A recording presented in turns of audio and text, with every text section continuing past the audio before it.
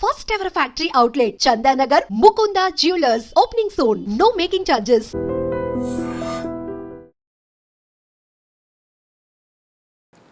Hi welcome to I dream financial debate. నా పేరు రమేష్ పసుపులేటి, నేను పర్సనల్ ఫైనాన్స్ ప్రొఫెషనల్. ఈరోజు మనతో పాటు ఉన్నారు బోనిగల్ సాల్మాన్ గారు, మ్యూచువల్ ఫండ్ డిస్ట్రిబ్యూటర్. సో సార్ని అడిగి ఫైనాన్స్ గురించి కొన్ని విషయాలు తెలుసుకుందాం. నమస్తే అండి. నమస్తే రమేష్ గారు. సల్మాన్ గారు, యాక్చువల్గా ఫైనాన్షియల్ పరంగా సో మన వరల్డ్లోనే ఉన్న అద్భుతం ఏంటి?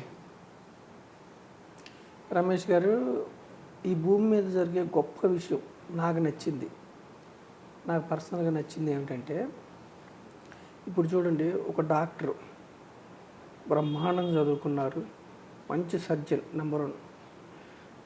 అతని వృత్తిలో అతన్ని బీట్ చేయాలంటే, ఈవెన్ దో ఇప్పుడు సర్జన్ అంటే ఎంఎస్, మంచిగా సర్జరీలు చేసే వ్యక్తి అతను. ఎంబీబీఎస్ చదువుకున్న వ్యక్తి కూడా అతను బీట్ చేయలేకపోవచ్చు. ఆర్డినరీ పర్సన్స్ అతని వృత్తిని, అతని యొక్క టాలెంట్ని మనం బీట్ చేయలేము. అలాగే ఇంజనీర్, ఒక మంచి ఆర్కిటెక్టు, ప్రాజెక్టులు కట్టగల ఇంజనీరు, అతని వృత్తిని కానీ అతని యొక్క సామర్థ్యాన్ని బీట్ చేయలేము. అలాగే సైంటిస్టు, అంటే ఏ ప్రొఫెషన్లో అయినా ఉన్నత చదువులు చదివిన వ్యక్తుల్ని ఆ రంగాల్లో వాళ్ళని ఓడించాలంటే మన వల్ల కాదు. నాకు పర్సనల్గా నచ్చిన విషయం ఏమిటంటే రమేష్ గారు, ఫైనాన్స్లో ఆర్థిక రంగంలో టాప్ మోస్ట్ చదువుకున్న వ్యక్తులను కూడా సామాన్యమైన ప్రజలు, మధ్యతరగతి ప్రజలు బీట్ చేయొచ్చు. ఆర్థిక క్రమశిక్షణ ఉండి చక్కగా మీరు ఇన్వెస్ట్ చేస్తే దీర్ఘకాలంలో ఒక 20 ఇయర్స్, ఒక 25 ఇయర్స్లో బాగా చదువుకున్న వ్యక్తి కంటే, ఉన్నత చదువులు చదువుకున్న వ్యక్తి కంటే కామన్ మ్యాన్ ఆర్థికంగా అతనికంటే ఎక్కువ డబ్బును సంపాదించుకోవచ్చు. ఆఫ్టర్ 20-25 ఇయర్స్ లివింగ్ స్టైలు అతనికి సమానంగా జీవించవచ్చు. ఫైనాన్స్లో భూమి మీద నాకు నచ్చిన విషయం ఇది. అయితే ఇక్కడ బాగా చదువుకున్న వ్యక్తి, ఇప్పుడు డాక్టర్స్ ఉన్నారు, సాఫ్ట్వేర్ ఇంజనీర్, సైంటిస్టులు ఉన్నారు. మనం ఎన్నో ఎగ్జాంపుల్ చూస్తున్నాం. నెలకి 3 లక్షలు 5 లక్షలు తీసుకున్న వాళ్ళు కూడా కొంతమంది అప్పుల్లో ఉన్నారు. ఎందుకంటే ఆర్థిక పరంగా ఇన్వెస్ట్మెంట్ చేసుకోకపోవటం వల్ల, వచ్చినట్టుగా స్పెండ్ చేయటం వల్ల, చుట్టుపక్కల వారి కోసం గొప్పగా జీవించటం వల్ల, ఇన్వెస్ట్మెంట్ తక్కువ చేసుకోవటం వల్ల అప్పుల్లో ఉన్నారు. అయితే ఏమి చదువు లేదు, డిగ్రీ లేదు, వెనకాల ఫ్యామిలీ బ్యాక్గ్రౌండ్ లేదు, అయినా కొంతమంది 30,000 నెలకి 50,000 వచ్చే వ్యక్తులు కూడా ఆర్థికంగా పుంజుకుంటున్నారు. సో నేనేమన్నానంటే, ఈ భూమి మీద గొప్ప విషయం ఏమిటంటే ఫైనాన్స్లో ఉన్న గొప్ప మహత్యం ఏమిటంటే, డబ్బును సమకూర్చి పెడుతుంది. ఎప్పుడైతే మీరు డబ్బుని ఇన్వెస్ట్ చేస్తారో, money is your top most friend. డబ్బుని మీకోసం మళ్ళీ అది పనిచేసేలాగా మీరు డబ్బుని ఇన్వెస్ట్ చేయగలిగితే అది మీకు బెస్ట్ ఫ్రెండ్. మీ లైఫ్ మొత్తం మిమ్మల్ని స్మూత్గా ముందుకు తీసుకెళ్తుంది. సో నేనేమంటున్నానంటే, ఫైనాన్స్లో భూమి మీద మనం ఎవరినైనా జయించవచ్చు. అంటే బాగా చదువుకున్న వ్యక్తులను కానీ, మంచి ప్రొఫెషన్ ఉన్న వాళ్ళని సామాన్యమైన ప్రజలు జయించవచ్చు. అయితే ఇక్కడ మీకు ఒక డౌట్ రావాలి, ఏ విధంగా జయించవచ్చు? Capital markets, financial markets. Capital markets అంటే ఏంటి? పెట్టుబడి మార్కెట్స్, మూలధనం సమకూర్చే మార్కెట్స్. ఫైనాన్షియల్ మార్కెట్స్, క్యాపిటల్ మార్కెట్స్లో ఉన్న గొప్పదనం ఏమిటంటే, ఇప్పుడు మీరు ఏ కంపెనీలో అయినా ఓనర్షిప్ కావాలంటే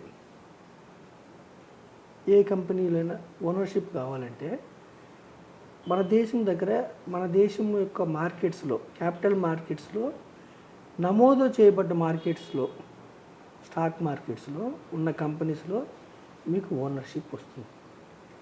మన దేశ ప్రజలు చేస్తున్న పెద్ద మిస్టేక్ ఏమిటంటే, సపోజ్ మీ దగ్గర ఒక 10 లక్షలు ఉన్నాయి అనుకోండి, మన దేశ ప్రజల దగ్గర సామాన్యమైన ఒక బ్యాంకులో ఎఫ్డి చేస్తారు, ఒక బ్యాంకులో ఆర్డి చేస్తారు. నేనేమంటున్నానంటే, నా పర్సనల్ ఒపీనియను, మీరు ఎందుకు ఆ బ్యాంకులో ఎఫ్డి చేశారు? ఆ బ్యాంక్ అంటే మీకు నమ్మకం కాబట్టి, ఆ బ్యాంకు దివాలా తీయదని మీకు నమ్మకం ఉంది కాబట్టి. మీకు తెలుసు, ఒక ప్రభుత్వ రంగ బ్యాంకు మన దేశంలో సుమారుగా 50 కోట్ల మంది అందులో అకౌంట్స్ ఉన్నాయి, దివాలా తీయదని. నేనేమంటాను, అంత నమ్మకం ఉన్నప్పుడు మీరు ఆ బ్యాంకులో డిపాజిట్ అయ్యే బదులు ఆ బ్యాంకులో ఓనర్ అవ్వచ్చు కదా. మీరు అందులో పెడుతున్నదే ఆ బ్యాంక్ పోదు, అది గవర్నమెంట్ అండర్లో ఉంటుందని నమ్మకం. అలాంటప్పుడు మీరు ఓనర్షిప్ తీసుకోవచ్చు కదా. అయితే సామాన్యమైన ప్రజలకు నేను చెప్పేది ఏమిటంటే, క్యాపిటల్ మార్కెట్స్లో మీరు బ్యాంక్స్లో ఓనర్స్ అవ్వచ్చు, ఫార్మా కంపెనీస్లో ఓనర్స్ అవ్వచ్చు, హాస్పిటల్స్లో ఓనర్స్ అవ్వచ్చు, పెద్ద పెద్ద steel companies, cement companies, manufacturing companies owners అవ్వచ్చు. అంటే గ్రూప్ ఆఫ్ కంపెనీస్లో మీరు ఓనర్స్ అయితే దీర్ఘకాలంలో మీరు నేను చెప్పిన డాక్టర్స్ కానీ, సైంటిస్టులు కానీ, సాఫ్ట్వేర్ ఇంజనీర్స్ కానీ మీరు జయించవచ్చు. ఓకే సార్, మీరు చెప్పింది బాగానే ఉంది. అంటే ఓనర్స్ అవ్వడం అంటే ఎలా అవ్వాలంటారు? మంచి క్వశ్చన్ అడిగారు. ఇప్పుడు స్టాక్ మార్కెట్లో ఓనర్స్ అవ్వమన్నాం అంటే, స్టాక్ మార్కెట్ దగ్గర రిజిస్టర్ అయిన కంపెనీస్, లిస్ట్ అయిన కంపెనీస్లో ఓనర్స్ అవ్వమన్నాం అంటే ఏం చేయాలి? ఓనర్స్ ఎలా అవ్వాలి? 2 విధాలుగా అవ్వచ్చు. ఒకటి, డీమ్యాట్ అకౌంట్ తీసుకొని కంపెనీ షేర్లు కొనుక్కుంటే ఆ కంపెనీలో మీరు ఓనర్ అవుతారు. రెండవది, డైవర్సిఫైడ్ ఈక్విటీ మ్యూచువల్ ఫండ్స్ మీరు కొనుక్కుంటే, మళ్ళీ గుర్తుంచుకోండి, సామాన్యమైన ప్రజల కోసం నేను చెప్తున్నాను, డైవర్సిఫైడ్ ఈక్విటీ మ్యూచువల్ ఫండ్స్లో మీరు డబ్బులు ఇన్వెస్ట్ చేస్తే మీరు సుమారుగా 50 కంపెనీస్లో ఓనర్స్ అవుతారు. 100 రూపాయలు పెడితే కూడా 50 కంపెనీస్లో ఓనర్స్ అవుతారు. లేదా ఇండెక్స్ ఫండ్స్. ఇండెక్స్ అంటే ఏమిటి? స్టాక్ మార్కెట్లో ఇండెక్స్ అంటే భారతదేశంలో టాప్ మోస్ట్ 30 కంపెనీస్, ఇంతకు మించిన 30 కంపెనీస్ లేవు. ఏది? మార్కెట్ క్యాపిటలైజేషన్లో. అంటే నంబర్ ఆఫ్ షేర్స్ని, షేర్ వాల్యూని గుణిస్తే వచ్చేది market capitalisation. Top most 30 companies index మీరు తీసుకుంటే, సెన్సెక్స్ ఫండ్ మీరు తీసుకుంటే, మీకు చదువు లేకపోయినా, బ్యాక్గ్రౌండ్ లేకపోయినా, ఏ జెండర్ అయినా, ఏ పల్లెటూరు వ్యక్తులైనా, ఈవెన్ క్రిమినల్ బ్యాక్గ్రౌండ్ ఉన్న, జైల్లో ఉన్న వ్యక్తి అయినా సరే, మీరు టాప్ మోస్ట్ 30 కంపెనీస్లో ఓనర్స్ అవుతారు. అయితే ఈ క్రమంలో చాలామంది ప్రజలు ఇన్వెస్ట్మెంట్ని, స్పెక్యులేషన్, ట్రేడింగ్ని కలుపుతున్నారు. మన ప్రజలకు ఇచ్చే ఎడ్యుకేషన్ ఏమిటంటే, ఇన్వెస్ట్మెంట్ వేరు, స్పెక్యులేషన్ లేదా ట్రేడింగ్ వేరు. ట్రేడింగ్లో, స్టాక్ మార్కెట్లో డబ్బులు వస్తాయి అనుకొని ట్రేడింగ్లోకి వస్తున్నారు. ట్రేడింగ్లో డబ్బు మొత్తం పోతుంది. ట్రేడింగ్లోకి రావద్దు. ఫ్యూచర్ అండ్ ఆప్షన్స్ ట్రేడింగ్ అంటారు, ఇంట్రాడే ట్రేడింగ్ అంటారు. అది స్పెక్యులేషన్. అది షార్ట్ పీరియడ్లో వచ్చే డబ్బు నిలబడదు. ఇన్వెస్ట్మెంట్లో రిస్క్ లేదా? ఇన్వెస్ట్మెంట్లో రిస్క్ ఉంది. స్టాక్ మార్కెట్లో మీరు డైరెక్ట్గా మీరు కంపెనీలో షేర్లు కొంటే, ఎప్పుడైనా సరే స్టాక్ మార్కెట్లో కంపెనీలో రిస్క్ ఏమిటంటే, మనం కొన్న తర్వాత షేర్ వాల్యూ పెరగవచ్చు, తగ్గొచ్చు. అందుకనే స్టాక్ మార్కెట్లో మీరు ఏ ప్రైస్లో కొనాలి, ఏ ప్రైస్లో అమ్మాలనేది ఇంపార్టెంట్. అది కామన్ మ్యాన్కి తెలుసుకోవడం కష్టం. ఏ ప్రైస్లో కొనాలి, ఏ ప్రైస్లో అమ్మాలి. కరెక్టే మీరు చెప్పినట్టు. ఇప్పుడు వారన్ బఫెట్ థియరీ ఉంది కదా, అంటే మనం ఏ ప్రైస్లో కొన్నామనేది చాలా ఇంపార్టెంట్ అనేసి. సో అది ఎలా తెలుసుకోవాలంటారు? దానికి స్టాక్ మార్కెట్లో డైరెక్ట్గా స్టాక్స్ కొనే వ్యక్తులు ఏ ప్రైస్లో కొనాలి, ఏ ప్రైస్లో అమ్మటానికి చాలా ఉన్నాయి థియరీస్ మనకి. ఎర్నింగ్ పర్ షేర్, ఒక షేర్కి ఎర్నింగ్ ఎంత వస్తుంది, ఆ కంపెనీ షేర్ ఎంత డివిడెండ్ ఇస్తుంది, అంటే లాభాలని ఎంత పంచుతుంది షేర్ హోల్డర్స్కి. ప్రైస్ బై ఎర్నింగ్ రేషియో అంటే ఎర్నింగ్ ప్రకారం ప్రైస్ ఉందా లేకపోతే ఎక్కువ ఉందా, లేకపోతే ప్రమోటర్ వాటా అంటే కంపెనీ పెట్టిన వ్యక్తిని ప్రమోటర్ అంటారు, మిగతా వాళ్ళని అంటే మెజారిటీ షేర్ హోల్డర్స్ ఉన్న వ్యక్తిని ప్రమోటర్ అంటారు, మిగతా వాళ్ళని మైనారిటీ షేర్ హోల్డర్స్ అంటారు. హక్కులు అందరికీ సమానమే. ఓటింగు ఒక షేర్కి ఒక ఓటు ఉంటుంది. డైరెక్టర్స్ని ఎన్నుకునే క్రమంలో కంపెనీ తీసుకునే మేజర్ డెసిషన్స్లో ఓటింగ్ పెడతారు, జనరల్ బాడీ మీటింగ్. అప్పుడు అందరికీ సమానమే. ఒక షేర్ ఉంటే ఒక ఓటు, ఎక్కువ షేర్లు ఉన్న వాళ్ళకి ఎక్కువ ఓట్లు ఉంటాయి. సో వాళ్ళ బ్యాలెన్స్ షీట్ ఎలా ఉంది, ప్రమోటర్ వాటా ఎంత ఉంది. ఇప్పుడు జనరల్గా కంపెనీ బాగున్నప్పుడు, కంపెనీకి నెట్ ప్రాఫిట్స్ ఎక్కువ వస్తున్నప్పుడు ప్రమోటర్ వాటా పెంచుకుంటానికి ట్రై చేస్తాడు, టక్క ప్రమోటర్ వాటా తగ్గించుకుంటున్నప్పుడు కంపెనీలో ఏదో ఫాల్ట్ ఉన్నట్టు, CEO రిజైన్ చేస్తున్నాడు అంటే ఇవన్నీ చూసుకోవాలి. ఫైనాన్షియల్ స్టేట్మెంట్ చూసుకోవాలంటే వాళ్ళకి ఎంత ఆదాయం వస్తుంది, ప్రాఫిట్స్ ఎంత వస్తున్నాయి, ట్యాక్స్ కట్టక ముందు ఎంత వస్తుంది, ట్యాక్స్ కట్టిన తర్వాత ప్రాఫిట్స్ ఎంత వస్తున్నాయి, ఎంత డివిడెండ్స్ ఇస్తున్నారు, గ్రోత్ ఎలా ఉంది షేర్, ఇవన్నీ చూసుకోవాలి. అందుకే నేను నా ఉద్దేశం ఎప్పుడు కూడా మధ్యతరగతి ప్రజలు, స్టాక్ మార్కెట్ గురించి నాలెడ్జ్ లేని వ్యక్తులు డబ్బు సంపాదించుకోవాలి, క్యాపిటల్ మార్కెట్ల గురించి సంపాదించుకోవాలి. ఇవన్నీ చూసుకోవాలంటే మనం చదువు లేకపోయినా పర్లేదు అంటున్నాం, బ్యాక్గ్రౌండ్ లేకపోయినా పర్లేదు అంటున్నాం, అయినా కానీ మీరు డబ్బు సంపాదించుకోవాలంటున్నాం. కాబట్టి నేనేం చెప్తున్నానంటే డైరెక్ట్గా మీరు స్టాక్స్ కొనుక్కునే బదులు, డిమాట్ అకౌంట్ తీసుకుని స్టాక్స్ కొనుక్కునే బదులు మీరు డైవర్సిఫైడ్ ఈక్విటీ మ్యూచువల్ ఫండ్స్లోకి రండి. డైవర్సిఫైడ్ అంటే మనకి దేశంలో రంగాల్ని సెక్టార్స్ అంటారు. అంటే ఒకే రంగం, బ్యాంకింగ్ రంగమే కాదు, ఫార్మా రంగమే కాదు, ఇన్ఫ్రా రంగం, ఒకే రంగం కాకుండా ఒక 15 రంగాల్లో పెడితే దాన్ని డైవర్సిఫైడ్ అంటారు. అప్పుడు మీకు రిస్క్ తగ్గుతుంది. మ్యూచువల్ ఫండ్స్ సిద్ధాంతం ఏమిటంటే మీరు 100 రూపాయలు ఇచ్చినా కూడా 100 రూపాయలకి కొన్ని కంపెనీ స్టాక్స్ రావచ్చు, కొన్ని కంపెనీస్ 5,000 ఉంటాయి, 10,000 ఉంటాయి, ₹1,00,000 ఉన్న స్టాక్స్ కూడా ఉంటాయి. మీరు 100 రూపాయలు ఇన్వెస్ట్ చేస్తే కూడా మీకు మ్యూచువల్ ఫండ్స్లో ఏమిటంటే పార్ట్ ఓనర్, 50 కంపెనీల్లో మీరు పార్ట్ ఓనర్ అవుతారు. ఎప్పుడు కూడా ఓనర్షిప్ ఉంటే ఆ షేర్ వాల్యూ పెరుగుతుంటే మీకు ధనం సమకూరుతుంది. సో మనం ఏం చెప్తున్నామంటే ఇన్వెస్ట్మెంట్లో కూడా డైరెక్ట్ స్టాక్స్ని నేను వద్దని చెప్తున్నాను, క్లియర్ కట్గా. అంటే ఇప్పుడు డైరెక్ట్ స్టాక్స్లో కూడా రిస్క్ ఉంటుంది, అలాగే మ్యూచువల్ ఫండ్లో కూడా రిస్క్ ఉంటుంది. మ్యూచువల్ ఫండ్స్లో కూడా రిస్క్ ఉంటుంది. ఇప్పుడు అంతేందుకు, ఇప్పుడు లాస్ట్ 5 years పెట్టిన వాళ్ళకి కూడా ఇప్పుడు కొంచెం నెగిటివ్ కనబడుతుంది. చాలా SIPలు అయిపోయినాయి, చాలామంది విత్డ్రా చేశారు. సో వీటిలో కూడా రిస్క్ ఉంది కదా, మరి వీటిని ఎలాగా మనం డీల్ చేయాలంటారు? ఈక్విటీ అంటేనే రిస్క్. ఈక్విటీస్లో గ్యారంటీ రిటర్న్స్ ఉంటాయి. డైరెక్ట్ స్టాక్స్ కొన్నా రిస్క్ ఉంటుంది, ఈక్విటీ మ్యూచువల్ ఫండ్స్ కొన్నా రిస్క్ ఉంటుంది. డైరెక్ట్ స్టాక్స్లో మీకు ఎక్కువ రిస్క్ ఉంటుంది, వస్తే ఎక్కువ రివార్డ్ వస్తుంది. మీరు కొన్న స్టాక్స్ బాగా పెరిగి లాభాలు బాగా వస్తే మీకు ఎక్కువ లాభాలు వస్తాయి. మీరు కొన్న స్టాక్స్ దెబ్బతింటే మీకు ఎక్కువ నష్టం వస్తుంది. పైగా మీరు డైరెక్ట్గా కొనుక్కుంటే కొన్ని స్టాక్స్ మీరు కొనలేకపోవచ్చు. 5,000 నా దగ్గర ఉన్నాయి, MRF స్టాక్ లాంటిది నేను కొనుక్కోలేకపోవచ్చు. 10,000 స్టాక్స్ ఉన్నాయి, 10 అవి కొనుక్కో. అందుకే మనం ఏం చెప్తున్నామంటే మ్యూచువల్ ఫండ్స్లో కూడా రిస్క్ ఉంటుంది. రిస్క్ను తగ్గించుకోవడానికి మీరు ఏం చేయాలంటే ఒకటే మంత్రం, లాంగ్ టర్మ్ ఉండాలి. షార్ట్ పీరియడ్లో అద్భుతాలు జరగవు. షార్ట్ పీరియడ్లో కోట్లు రావు, డబ్బు లక్షల కోట్లు రావు. లాంగ్ టర్మ్లో వస్తుంది. లాంగ్ టర్మ్లో పవర్ ఆఫ్ కాంపౌండింగ్ అనే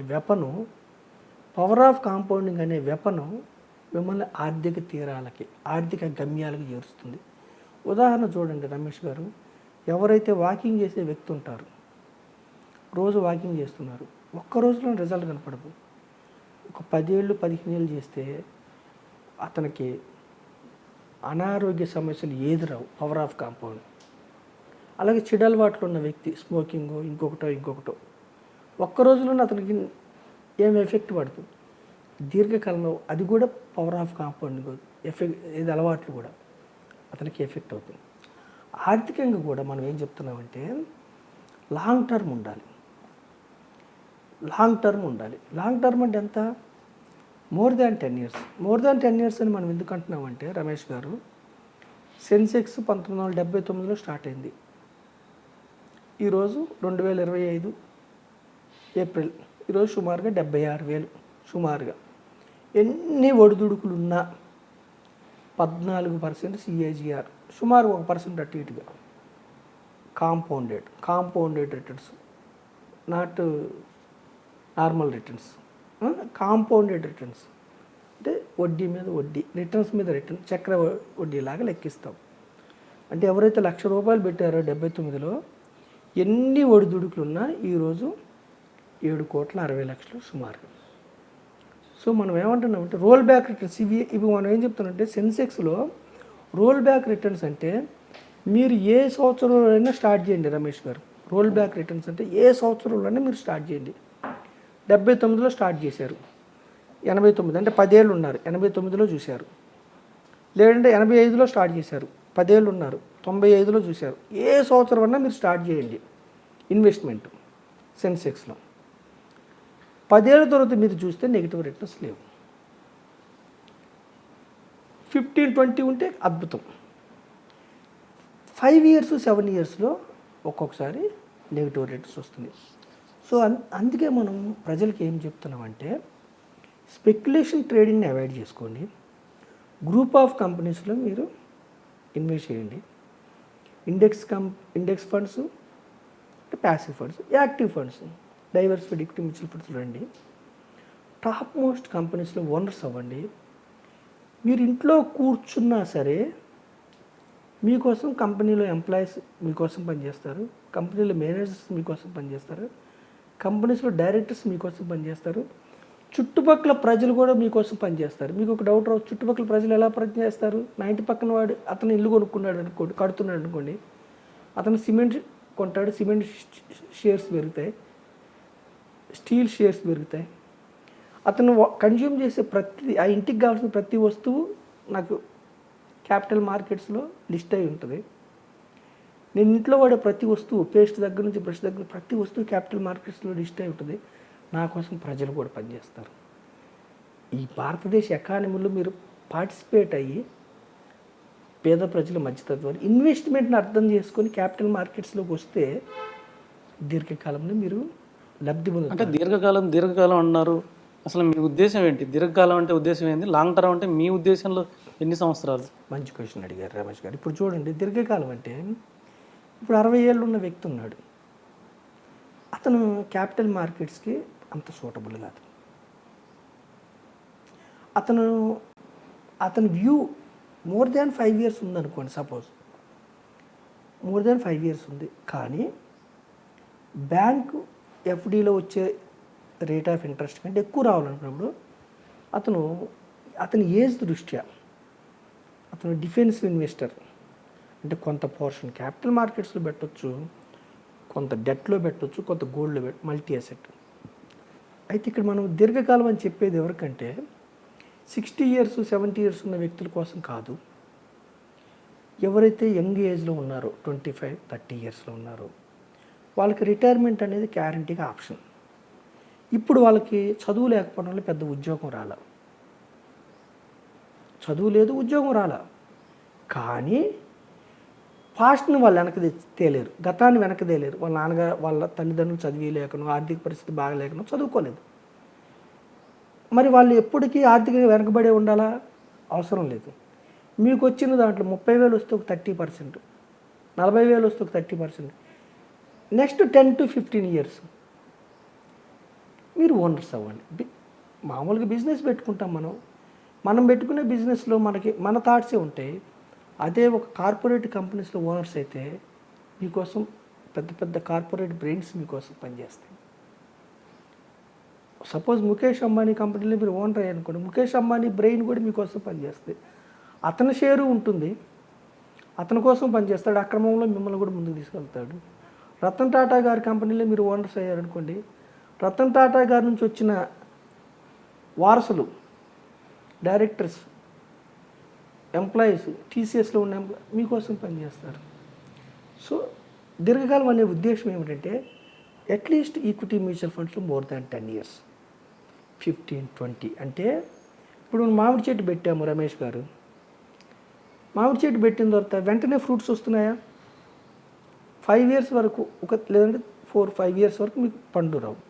ఒక్కసారి పండ్లు స్టార్ట్ అయిన తర్వాత జీవితకాలం మీకు అది డబ్బు కూడా అంతే. డబ్బు కూడా ఇన్వెస్ట్ చేసిన తర్వాత పవర్ ఆఫ్ కాంపౌండింగ్ వల్ల గ్రో అయిన తర్వాత జీవితకాలం మిమ్మల్ని ముందుకు తీసుకెళ్తుంది. అయితే ఇక్కడ రమేష్ గారు ఇంకొక ఇంపార్టెంట్ మాట ఏమిటంటే ఫ్లెక్సిబిలిటీ ఉండాలి. మీరు ఇన్వెస్ట్మెంట్ చేసిన తర్వాత కొంత అమౌంట్ మీరు క్యాష్ హోల్డింగ్స్ ఉంచుకోవాలి. మొత్తం డబ్బు మీరు ఇన్వెస్ట్మెంట్ చేసుకోకుండా కొంత ఎమర్జెన్సీ కోసం ఉంచుకోవాలి. ఎందుకంటే మార్కెట్స్లో, క్యాపిటల్ మార్కెట్స్లో వివిధ కారణాల వల్ల మనకు పర్సనల్ హెల్త్ ఎలాగైతే ఒక్కొక్కసారి జ్వరాలు వస్తాయో, ఒక్కొక్కసారి ఇబ్బంది అవుతుందో, ఆ విధంగా ఎకానమీలో కూడా ఒక్కొక్కసారి గ్రోత్ ఉంటుంది, ఒక్కొక్కసారి రిసెషన్ ఉంటుంది. అలాగే మార్కెట్స్లో కూడా బుల్ మార్కెట్, బేర్ మార్కెట్ అంటే పెరుగుతూ ఉంటాయి, ఒక్కోసారి డౌన్ అవుతాయి. ఈ క్రమంలో మనం జనరల్గా ఏం చేస్తారంటే బుల్ మార్కెట్లు పెరుగుతున్నప్పుడు అందరూ ఏం చేస్తారంటే చేతిలో క్యాష్ ఉంచుకోరు, ఉన్నదంతా పెట్టేస్తారు. గ్రీడ్. డౌన్ అయినప్పుడు ఏంటి ఇంకెంత పడిపోతుందని అమ్మేస్తారు, ఫియర్. ఇలా కాకుండా ఫ్లెక్సిబిలిటీ ఉండాలి. ఇన్వెస్ట్మెంట్ అనేది ఈవెంట్ కాదు, ప్రాసెస్. ఎప్పుడు ప్రాసెస్, అది ముందుకెళ్తూ ఉండాలి ఇన్వెస్ట్మెంట్. అప్పుడు ఏమైందంటే మనకి బేర్ మార్కెట్స్ అంటే మార్కెట్స్ డౌన్ అయినప్పుడు మన సంపద కొంత డౌన్ అవుద్ది. ఆ టైంలో విత్డ్రా చేయకుండా ఫ్లెక్సిబిలిటీ కొంత క్యాష్ ఉంచుకోవాలి. పేదవాళ్ళైనా పర్వాలేదు, కొంత అమౌంట్ మీరు ఉంచుకోవాలి. అంటే ఇది ఎలా తెలిసిద్ది అంటారు? ఇప్పుడు మార్కెట్ హైలో ఉంది, మనం అమ్మేసి క్యాష్లోకి వచ్చేయాలి, మళ్ళీ మార్కెట్ డౌన్ అయింది, ఇది బాటము, మనం ఇక్కడ ఇన్వెస్ట్ చేయాలని మనకెట్లా తెలుస్తుంది అంటారు? ఈక్విటీ మ్యూచువల్ ఫండ్లో మీరు హైలో ఉన్నప్పుడు అమ్మొద్దు. డైరెక్ట్ స్టాక్స్లో మీరు మీ ఇష్టం, హైలో ఉందా అమ్ముకుంటామా, ప్రాఫిట్ బుక్ చేసుకుంటామా, మీ ఇష్టం. ఈక్విటీ మ్యూచువల్ ఫండ్లో హైలో ఉన్నా మీరు అమ్మొద్దు, లోలో ఉంటే కొనాలి. ఎలా తెలుస్తుందంటే మార్కెట్ డౌన్ అవుద్ది కాబట్టి మీకు పర్సంటేజ్ తెలుసు, కొనాలి. లేదు మీ దగ్గర లేదు, కంటిన్యూస్గా ఇన్వెస్ట్ చేసుకుంటూ పోండి. మరి ఎప్పుడు తీసుకోవాలి ఈక్విటీ మ్యూచువల్ ఫండ్లో? నీడ్ ఉంటేనే, అవసరం ఉంటేనే. 6 నెలల ముందే. పిల్లలు చదువులకు పెట్టారండి, వాళ్ళ ఇంటర్మీడియట్ ఎడ్యుకేషన్కి నీడ్ ఉంది, 6 నెలల ముందే మీరు క్యాష్లోకి, లిక్విడ్లోకి రండి, లేదంటే హైబ్రిడ్లోకి రండి. నీడ్ ఉంటేనే. నీడ్ లేకపోతే ఈక్విటీలోనే ఉంచుకోండి, ఓకేనా? నీడ్ లేకపోతే ఈక్విటీలో ఉంచుకోండి. డైరెక్ట్ స్టాక్స్ వాళ్ళు ఎప్పుడు ప్రాఫిట్, ఇది కూడా వాళ్ళకి సబ్జెక్ట్ ఉంది. అందుకే మనం డైరెక్ట్ స్టాక్స్ని అది కూడా వద్దాను. డైరెక్ట్ స్టాక్స్ వాళ్ళు ఎప్పుడు అమ్ముకోవాలి, ఎప్పుడు కొనాలి, ఏ స్టాక్స్ ఫండమెంటల్గా స్ట్రాంగ్ ఉండే, టెక్నికల్గా, ఇవన్నీ చూసుకోవాలి. ఇవన్నీ ఇబ్బంది. నేను చెప్పేది కేవలం మధ్యతరగతి ప్రజలు, ఆర్డినరీ ప్రజల కోసం కాబట్టి డైవర్సిఫైడ్ ఈక్విటీ మ్యూచువల్ ఫండ్లు ఫండ్ మేనేజర్ చూసుకుంటాడు. ఈ కంపెనీ స్టాక్ ఆల్ టైమ్ హైకి వెళ్ళిందా, ఇంకా గ్రోత్ లేదా, అమ్మేయాలా తీసేయాలా, అతను చూసుకుంటాడు. మ్యూచువల్ ఫండ్స్లో వాళ్ళు ఎన్నిసార్లు అమ్మినా వాళ్ళకి ట్యాక్స్ పడదు, ఎన్నిసార్లు కొన్నా ట్యాక్స్ పడదు, వాళ్ళు చూసుకుంటారు. డైవర్సిఫైడ్ ఈక్విటీ మ్యూచువల్ ఫండ్లో ఏ కంపెనీ ఆల్ టైమ్ హై, ఏ కంపెనీ ప్రాఫిట్ బుక్ చేసుకోవాలి, ఏ కంపెనీలో ఇంకా పెంచాలి, వాళ్ళు చూసుకుంటారు. ఏ కంపెనీలో స్కామ్ అయింది, ఏ తీసేయాలి, వాళ్ళు చూసుకుంటారు. డైరెక్ట్ స్టాక్స్ ఉన్నప్పుడు మాత్రమే మీరు రీసెర్చ్ చేసుకోవాలి. సో మనం ఏమంటున్నామంటే ఫ్లెక్సిబిలిటీ ద్వారా మీరు రేపు అనేది ఉంది కాబట్టి కొంతకాలం ఇన్వెస్ట్ చేసుకొని ఫైనాన్షియల్ అసెట్ బిల్డ్ చేసుకుంటే, మీరు ఒక ఇల్లు కొనుక్కొని లైఫ్ లాంగ్ రెంట్ రావటం ఎలా బిల్డ్ చేసుకుంటారో అలా ఫైనాన్షియల్ అసెట్ బిల్డ్ చేసుకుంటే లైఫ్ లాంగ్ మిమ్మల్ని ఎస్డబ్ల్యూపీ ద్వారా ముందుకు తీసుకెళ్తుంది, ప్రతి అవసరం మిమ్మల్ని తీరుస్తుంది. మీరు అన్నీ బాగానే చెప్తున్నారు, మ్యూచువల్ ఫండ్ మంచిదని, లాంగ్ టర్మ్ అని, అది ఎస్డబ్ల్యూపీ ద్వారా మిమ్మల్ని 100 years వరకు బతికిచ్చిద్దని అన్నీ చెప్తున్నారు, ఓకే. కానీ ఎంతమంది ఉంటున్నారు మ్యూచువల్ ఫండ్లో? తక్కువ మంది ఉంటున్నారు. ఇప్పుడు మన ఇండియన్ మ్యూచువల్ ఫండ్ యావరేజ్ ఎంత, హోల్డింగ్ యావరేజ్ ఎంత ఉందంటారు? చాలా 10% సుమారుగా, అక్యురేట్గా నేను చూడలేదు, సుమారుగా 140 కోట్ల మందిలో ఒక 10%, 12% ఇన్వెస్ట్ చేస్తున్నారు. అయితే సిప్ కూడా 3 to 4 yearsకి ఎక్కువ మంది ఆపేస్తున్నారు. జనరల్గా ఏమిటంటే ఒక డిస్ట్రిబ్యూటర్ ద్వారా కానీ, ఒక ఫైనాన్షియల్ ప్రొఫెషనల్ ద్వారా కానీ వస్తే కొంచెం ఎక్కువ కాలం ఉండటానికి అవకాశం ఉంటుంది. నా దగ్గర అంటే మొన్న యాక్చువల్ కోవిడ్ టైంలో కరెక్షన్కి భయపడ్డారు, ఈ 6 monthsలో కరెక్షన్కి కూడా భయపడ్డారు. రెగ్యులర్గా వాళ్ళకి మనం ఏం చేస్తామంటే ఏ ఫైనాన్షియల్ డిస్ట్రిబ్యూటర్ అయినా జనరల్గా మార్కెట్స్ అప్ అండ్ డౌన్స్ సహజం. మనం ఊపిరి పీల్చుకుంటే ఉచ్ఛ్వాసలు ఎలాగో మార్కెట్స్ ఆటుపోట్లు సహజం, కానీ దీర్ఘకాలంలో ఇప్పుడు ఇండెక్స్లు ముందుకెళ్తాయి. సో మనం ఏం చెప్తామంటే అందుకే దీర్ఘకాలం లక్ష్యం, గోల్ కోసం ప్రాసెస్ వస్తే ఏమిటంటే జనరల్గా ఒక సపోర్ట్ ఉంటే చేయబట్టుకుని నడిపించుకునే వాళ్ళు ఉంటే భయపడరు, ఫియర్ ఉండదు, కొంచెం ధైర్యం ఉంటుంది. నేను చాలామంది మొన్న నా దగ్గర ఇన్వెస్ట్ చేసిన వాళ్ళు సపోజ్ ఒక 10 లక్షలు పెట్టారనుకోండి, ఒక 25 అయింది అనుకోండి గత 8 ఏళ్ళ నుంచి, వాళ్ళ కళ్ళ ముందే ఒక 3-4 లక్షలు డౌన్ అయింది. వాళ్ళు ఏమన్నారు, తీసేస్తాము ప్రాఫిట్ బుక్ చేసుకుంటాం అన్నారు. సార్ మీకు అవసరం ఉంటే తీసుకోవాలి, లేకపోతే వెయిట్ చేద్దాం. మనం పెరిగింది మళ్ళీ తగ్గింది మళ్ళీ పెరుగుతుంది. సెంటిమెంట్స్ ఎప్పుడు ఉంటాయి మనకి, మాన్సూన్ సెంటిమెంట్స్ కానీ, క్రూడ్ ఆయిల్ కానీ, రూపీ డాలర్ కానీ, ట్రంప్ కానీ, గ్లోబల్ మార్కెట్స్లో ప్రతి దేశంలో ఉంటాయి. ఒక దేశానికి ఒక దేశం ఎక్స్పోర్ట్ ఇంపోర్ట్స్ లింక్ కాబట్టి ఎకానమీ ఎప్పుడు సెంటిమెంట్స్ ఉంటాయి. కానీ లాంగర్ పీరియడ్లో ఒక కంపెనీ యొక్క షేర్ వాల్యూ ఎప్పుడు కూడా ఆ కంపెనీ యొక్క నెట్ ప్రాఫిట్స్ మీదే ఆధారపడి ఉంటుంది. షార్ట్ పీరియడ్లో స్పెక్యులేషన్ మీద ఆధారపడుతుంది. కంపెనీస్కి లాభాలు వస్తే మాత్రమే డిమాండ్ అండ్ సప్లై ఆ కంపెనీ పెరుగుతూ ఉంటుంది. షార్ట్ పీరియడ్లో ఎక్కువ మొత్తంలో కొనటం వల్ల ఎఫ్ఐఐలు కానీ ఇంకొకరు కానీ కొనటం వల్ల షార్ట్ పీరియడ్లో పెరగచ్చు తగ్గొచ్చు. దీర్ఘకాలంలో డిమాండ్ అండ్ సప్లై కంపెనీస్కి నెట్ ప్రాఫిట్స్ బాగుంటేనే ఆ కంపెనీ. ఇప్పుడు చూడండి మీరు సెన్సెక్స్లో టాప్ 30 కంపెనీస్ గత 46 ఏళ్ళ నుంచి ఇవే ఉన్నాయా టాప్ 30 కంపెనీస్? మారుతున్నాయి కదా. అంటే కంపెనీ బాగా పెర్ఫామ్ చేస్తే సెన్సెక్స్లో ఉంటుంది, బాగా పెర్ఫామ్ చేయకపోతే వెళ్ళిపోతుంది. అంటే ఎన్నో కంపెనీస్ వస్తుంటాయి పోతున్నాయి. అందుకే మనం ప్రజలకి ఏం చెప్తున్నాము, సరైన కంపెనీస్ మీరు పట్టుకోలేకపోతే మీకు ఇబ్బంది అవుతుంది. కాబట్టి ఇండెక్స్ కానీ డైవర్సిఫైడ్ యాక్టివ్ మ్యూచువల్ ఫండ్స్ కానీ మనం చెప్తున్నాం. దీనివల్ల ఏమవుతుంది, మీరు కోట్లు రాకపోయినా, డబ్బు జీరో కాకపోయినా ఒక 10%, ఒక 12% హిస్టారికల్ రిటర్న్స్ వస్తున్నాయి. అంటే బ్యాంక్ కంటే మీకు 6-7% అడిషనల్గా మీరు అయితే 6-7% అంటే ఇక్కడ మీకు కనబడటం చాలా తక్కువ కనబడుతుంది. పవర్ ఆఫ్ కాంపౌండింగ్ వల్ల 20-25 ఇయర్స్లో డబ్బు మల్టిపుల్ అవుతుంది. ఓకే, అయితే మీరు చెప్పిన దాన్ని బట్టి మాకు అర్థమైంది ఏంటంటే, యాక్చువల్గా ఏంటంటే కంపల్సరీగా అందరికీ ఒక గురువు ఉండాలి. సో అది ఏ బిజినెస్ అయినా కానివ్వండి, లేకపోతే అలాగే ఆర్థికపరమైన అంశాలు కూడా కంపల్సరీగా ఓన్ డిసిషన్స్ తీసుకోకూడదు. ఓన్ డిసిషన్స్ తీసుకుంటే ఏమవుతుందంటే డెఫినెట్గా ఇలాగ మార్కెట్ పడినప్పుడు కొద్దిగా ఆందోళనకు గురయ్యి అమ్మేస్తాం. తర్వాత మార్కెట్ డెఫినెట్గా పడినప్పుడు మళ్ళీ పెరుగుతుంది, పెరిగినప్పుడు పడుతుంది. సో పడినప్పుడు అమ్మేస్తే మళ్ళీ పెరిగేటప్పుడు ఆపర్చునిటీ మిస్ అవుతారు.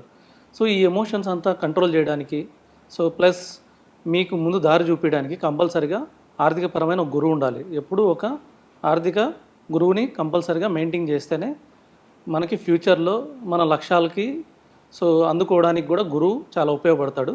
సో ఇది మన సల్మాన్ గారు మనకు చెప్పిన ఆర్థికపరమైన అంశాలు. ఇంకా మీకు ఏమన్నా ఇన్ఫర్మేషన్ కావాలంటే సార్కి పర్సనల్గా ఫోన్ చేసి కనుక్కోవచ్చు. Thank you.